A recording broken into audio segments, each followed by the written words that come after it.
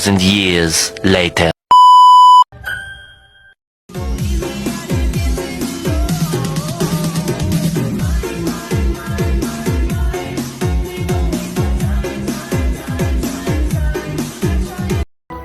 Assalamualaikum warahmatullahi wabarakatuh. Halo teman-teman, kami kelompok 5 dari kelas 11A akan mempresentasikan sebuah materi. Sebelum itu, perkenalkan anggota kami terlebih dahulu. 1. Andresiana Eka, absen 3. 2. Ira Torobinal, absen 13. 3. Indah Syabana, absen 14. 4. Syana Dewi, absen 33. Materi yang akan kami jelaskan yaitu perlawanan bangsa Indonesia terhadap penjajah Portugis.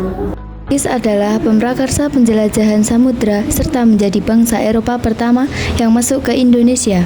Niat bangsa Portugis bukan hanya melakukan perdagangan, tetapi juga menguasai wilayah Malaka. Apalagi usaha Portugis untuk memonopoli perdagangan dan memperluas wilayah kekuasaannya memancing amarah rakyat. Keberadaan Portugis yang semakin memperluas wilayah kekuasaannya dan memonopoli perdagangan membuat rakyat Indonesia melakukan perlawanan. Perlawanan bangsa Indonesia terhadap penjajah Portugis terjadi karena berbagai faktor, termasuk upaya monopoli perdagangan, penetapan harga rempah yang merugikan, dan perluasan kekuasaan Portugis. Beberapa kerajaan dan daerah yang tercatat melakukan perlawanan antara lain Kesultanan Demak, Kesultanan Aceh, dan Kesultanan Ternate. 1. Perlawanan Kesultanan Demak. Awal mula perlawanan ini yaitu saat Portugis berhasil menguasai kerajaan Malaka di bawah pemerintahan Sultan Mahmud Syekh tahun 1511 Masehi. Demak merasa terganggu dengan memonopoli perdagangan Portugis di Malaka yang menghambat aktivitas saudagar Muslim. Demak mengirim pasukan untuk menyerang Portugis di Malaka, bekerja sama dengan Kesultanan Aceh. Demak juga mengirim Fathahillah untuk mengusir Portugis dari Sunda Kelapa dan mengganti namanya menjadi Jayakarta atau Jakarta.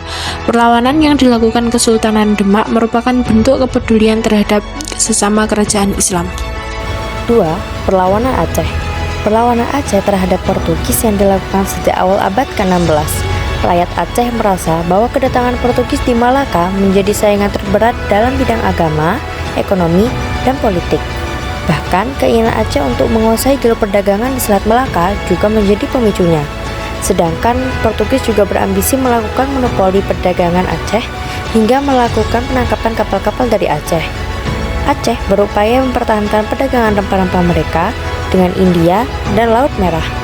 Meskipun Portugis mencoba memonopoli, Sultan Aceh Alauddin Liat Shah Al-Qahar meminta bantuan Turki untuk melawan Portugis. Sultan Iskandar Muda dari Aceh bahkan menyerang kedudukan Portugis di Malaka. 3. Perlawanan rakyat Ternate. Setelah berhasil menguasai Malaka, selanjutnya wilayah Maluku yang kaya akan rempah-rempah menjadi incaran Portugis. Awal kedatangan Portugis ke Maluku yaitu membangun kerjasama dengan Ternate, tetapi tidak lama kemudian malah berkhianat karena disebabkan oleh monopoli perdagangan rempah dan tindakan yang sewenang-wenang. Sultan Hairun dari Ternate memimpin perlawanan namun ditangkap dan dibunuh oleh Portugis. Perlawanan dilanjutkan oleh Sultan Ba'atullah yang berhasil mengepung benteng Portugis dan mengusir mereka dari Ternate. Penyebab kegagalan perlawanan. Meskipun ada perlawanan yang gigih, beberapa perlawanan terhadap Portugis mengalami kegagalan. Beberapa faktor yang menyebabkan kegagalan tersebut adalah 1. Perjuangan yang masih bersifat kedaerahan. 2. Persenjataan yang lebih lemah dibandingkan Portugis. 3. Kurangnya persatuan dan kesatuan di antara kerajaan-kerajaan yang melakukan perlawanan. Kesimpulan, perlawanan bangsa Indonesia terhadap Portugis merupakan bagian penting dari sejarah perjuangan kemerdekaan. Perlawanan ini tidak hanya dilatar belakangi oleh faktor ekonomi, tetapi juga oleh keinginan untuk mempertahankan martabat dan kedaulatan bangsa. Semangat perlawanan ini menjadi inspirasi bagi pejuang bangsa Indonesia selanjutnya dalam melawan penjajahan. Cukup sekian video dari kami. Apabila ada kurang lebihnya kami mohon maaf yang sebesar-besarnya. Kami akhiri. Wassalamualaikum warahmatullahi wabarakatuh. Bye-bye.